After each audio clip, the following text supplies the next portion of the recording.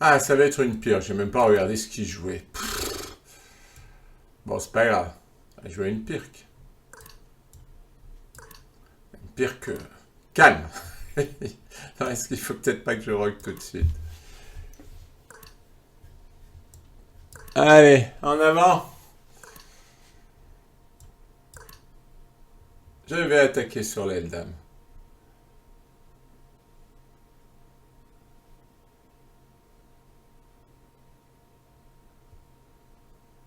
Pour l'instant, l'adversaire n'attaque pas spécialement sur l'aile roi.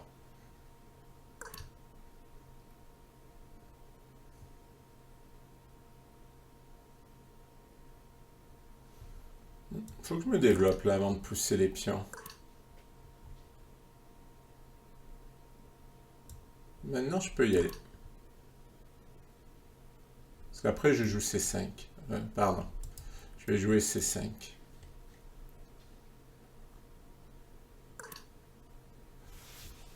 Alors.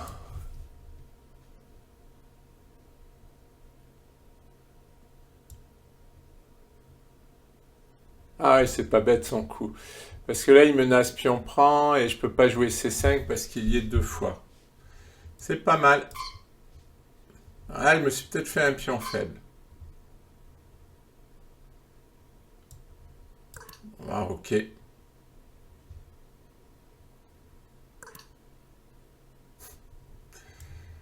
C'est tellement basique ce plan avec fou H6. En fait, ça sert à rien.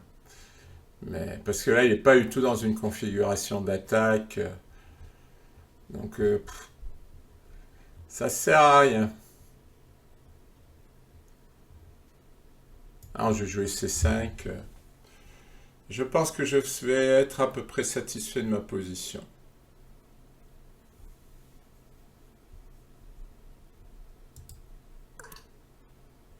Bon, là, il se prépare à attaquer sur les rois. Bon, il va jouer F4. Il faut faire attention, hein, parce que, bon, même si j'y crois pas, euh, ces attaques sur les rois peuvent être gênantes. Alors là, j'ai C4, mais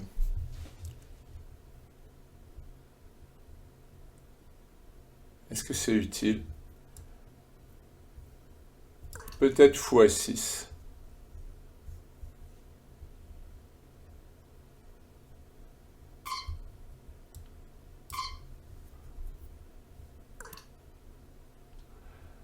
Et lui, il l'abandonne.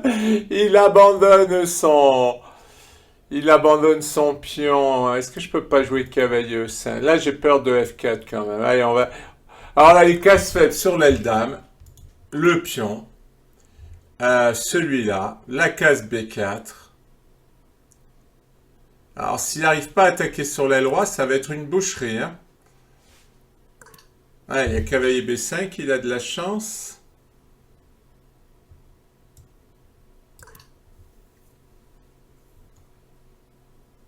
Ah, il m'a un peu bloqué là.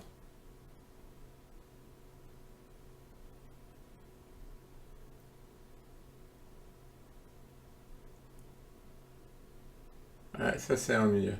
Alors, je sais pas, cavalier 8, cavalier là, c'est un peu long.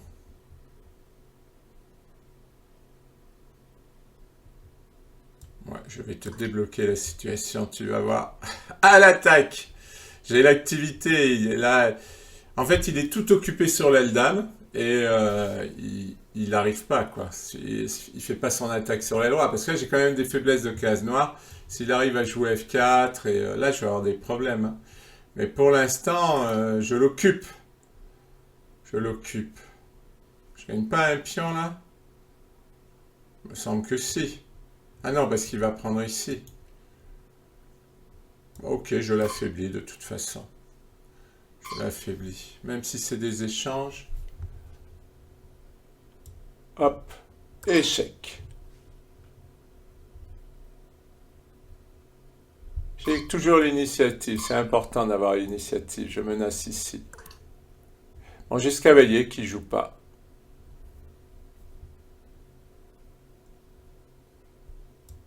Hop.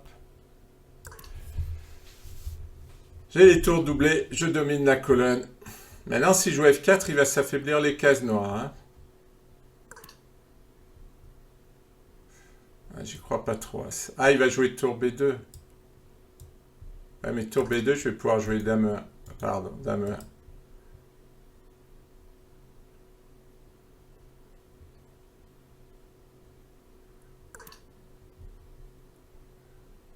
1. Alors, tour 1 ou dame 1? Les deux. Ouais, les deux.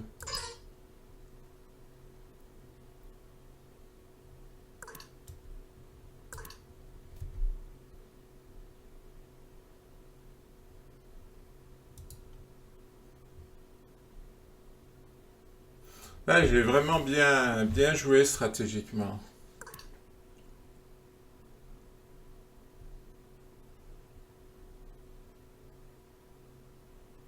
J'ai pas envie d'échanger les dames. J'ai envie de garder mon initiative. Je menace ici. Bon, il peut jouer... Oui, il peut jouer tour C2.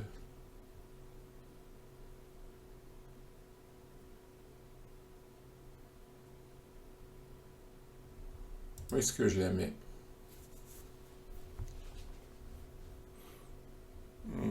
J'ai pas tant de cases que ça. Peut-être d'aller clouer là, ça serait pas mal.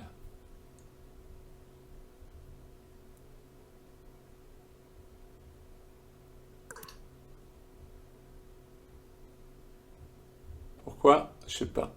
Avec cavalier E5. Ah, pour cavalier là.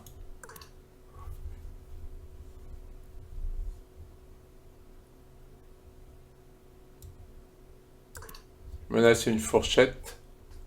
Parce que j'ai les deux cavaliers. Je menace aussi cavalier D3 avec peut-être cavalier F4. Ah, mais remarque, attendez, ma fourchette là. Et comment il se défend? Il y a ma tour qui bloque. Mais il va pas pouvoir défendre. Si, en bougeant la dame. Ah, mais elle peut pas bouger. Elle peut pas bouger. Je l'ai enfermée. Bon, alors là c'est un chef-d'œuvre.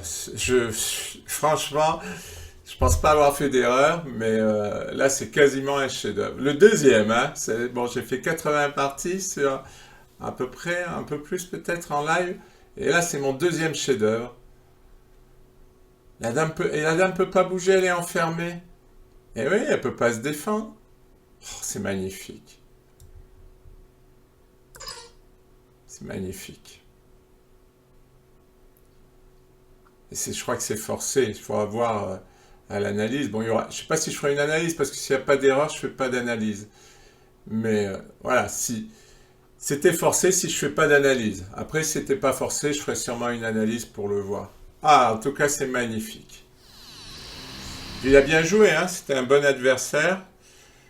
Voilà, moi c'est ça, c'est les parties que j'aime, quoi. C'est-à-dire où les deux joueurs jouent et celui qui fait la meilleure stratégie gagne. Merci pour votre attention. Bienvenue pour une nouvelle partie. Si mon adversaire veut bien jouer ce qu'il vient de faire, avec un peu de retard.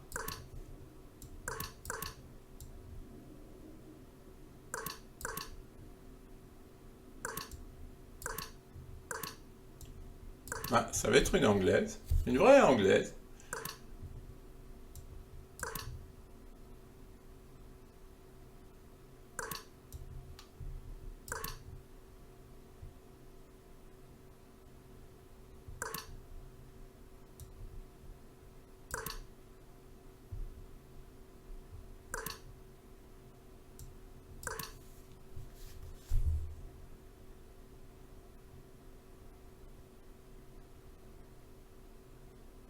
Oui, non, je dis rien, mais bon, là, c'est les coups normaux. Hein. Chacun attaque sur son aile, il attaque sur l'aile dame, j'attaque sur l'aile roi. Alors là, il renforce pour empêcher E4.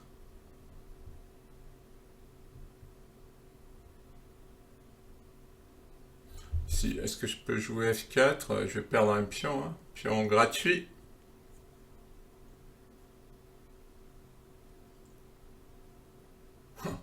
Est-ce que j'envoie G5, G4? Eh bien, pourquoi pas?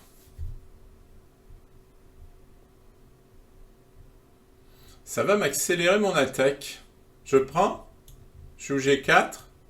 Tour F6. Je sais pas si ça va donner quelque chose, mais c'est un accélérateur d'attaque. Parce que là, j'ai du mal à pousser F4, ou peut-être F4, tout simplement.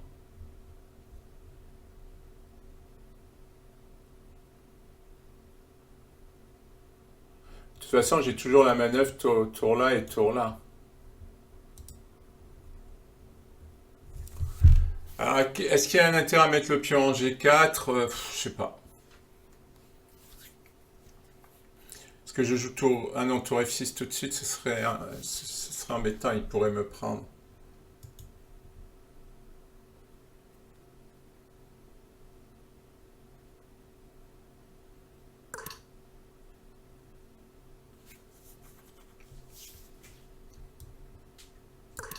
Je vais pousser. Ça, c'est souvent très limite. Presque, Bon, je pourrais sacrifier, mais...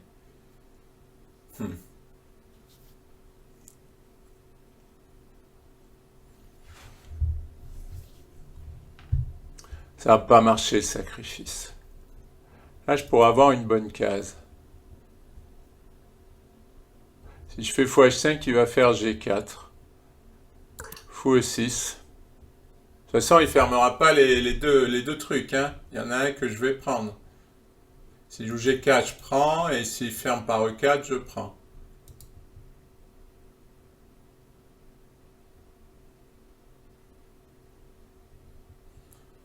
Puis, je sais pas, cavalier E4. Je sais pas trop là ce qu'il... Il essaie de me repousser en fait.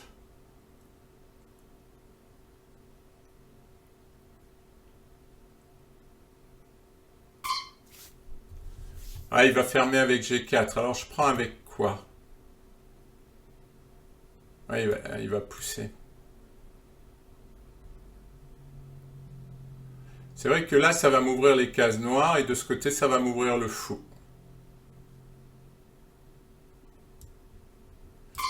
Bon, on va choisir d'ouvrir les cases noires.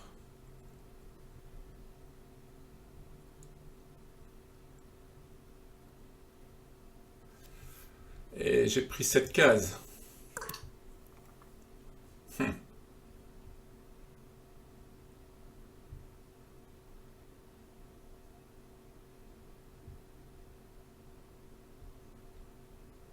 Ouais, il me menace ici maintenant. Je fais fou H6. Bon, peut-être qu'il en prend.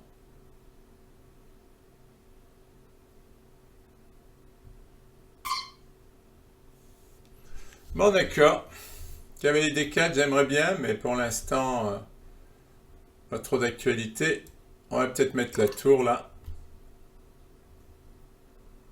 En G6, ça serait pas mal. Oh, ah bah lui, il doute de rien. Il veut m'attaquer sur l'aile dame. Ah non, c'est pas ça que je voulais faire. Je voulais enlever les points verts. Ah, que c'est pénible. Je vois pas trop là son attaque hein, sur. Moi, je vois plutôt la mienne sur le roc.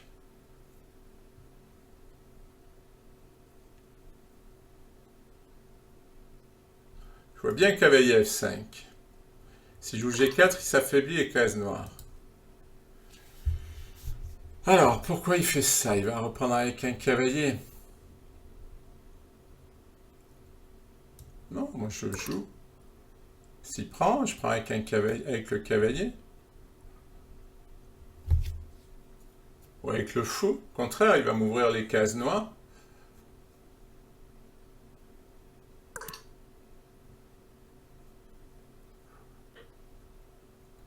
C'est un peu ennuyeux, mais... Je prends, il prend, je prends...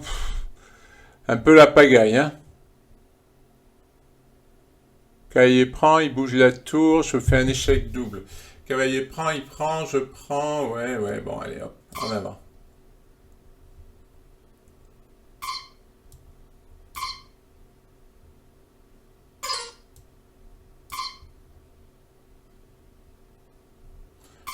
Menace une découverte.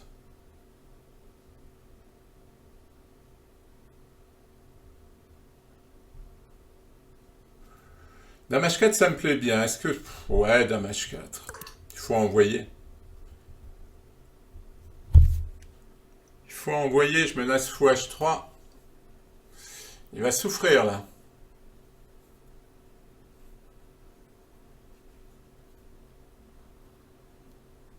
C'est pas clair encore. Est-ce qu'il a cavalier G2? Il a la découverte. Ah, la question, c'est où je mets le roi. Bon, je vais le mettre en G8. Là, c'est une question difficile, ça. Ouais. J'ai tour et fuite. Ah, là, après, fou prend. Ah, je crois que c'était une erreur, ça fait F5 de sa part. Parce que là, il peut plus le défendre, le pion. Et fou prend F5, ça va faire... Ou même tour prend. Qu'est-ce qui fait le plus mal? Fou prend ou tour prend?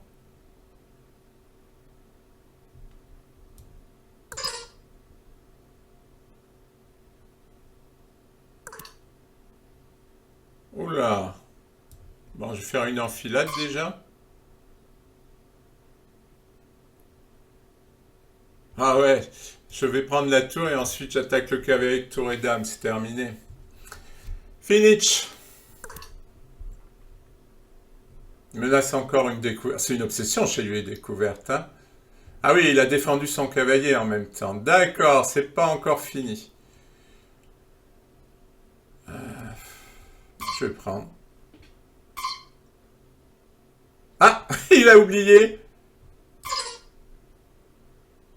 Il a oublié son cavalier. Mais de toute façon, il pouvait pas reprendre le fou. C'était perdu. C'était perdu, ça, à mon avis. C'était clairement perdu. Bon. Jolie partie, voilà. Il faut que je remonte mon classement à Hello parce que j'ai perdu des points, parce que je joue quand je suis fatigué. Et parce que là, c'est 2066, c'est vraiment des parties plus intéressantes. Là, j'arrête pas de prendre des joueurs moins forts. C'est vrai que si je veux jouer des belles parties, il faut que je remonte le classement Hello. Merci pour votre attention. Bonjour à tous, je vais faire le commentaire d'une partie que j'ai jouée en 3+2. Je ne le fais pas en live parce que je trouve que c'est trop rapide, j'ai pas le temps de commenter. Mais comme la partie était intéressante, eh bien, je vais la faire sous forme de partie commentée. Donc j'ai les blancs, un système de Londres. Bon, déjà H6, je trouve ça un peu faible. C'est jouable, hein, mais je trouve ça un peu affaiblissant, il ne sert pas à grand chose. Cavalier H5, alors ça se joue. Donc là, l'idée, c'est soit il échange et il se retrouve faible sur les cases noires, et moi, j'ai pas de souci, je prends avec le cavalier.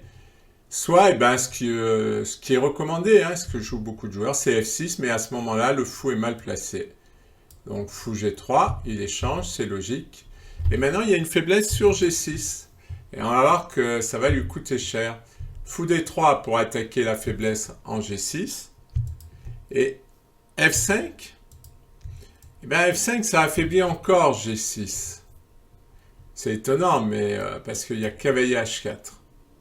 Et que maintenant, il ne peut plus jouer G5, parce que sinon, je prends le pion. S'il joue G5, parce que je l'attaque 2 fois. Et oui, F5, ça affaiblit les cases blanches. Il joue roi F7 pour protéger. Cavalier C3. J'ai déjà envisagé le sacrifice en G6, mais ça ne marchait pas. Il me faut le cavalier de plus. Et comme il ne se méfie pas, cavalier prend G6. Et ce qui est amusant, c'est qu'en fait, l'échec et mat que je vais faire, il va être rendu possible par l'ouverture de la colonne H. Donc, toute sa stratégie a été d'ouvrir ma colonne H, finalement, en prenant G3. Et c'est ça qui va causer sa perte, ce qui est assez amusant. Roi F6, échec. Et ça va être un très joli mat en F5. Merci pour votre attention.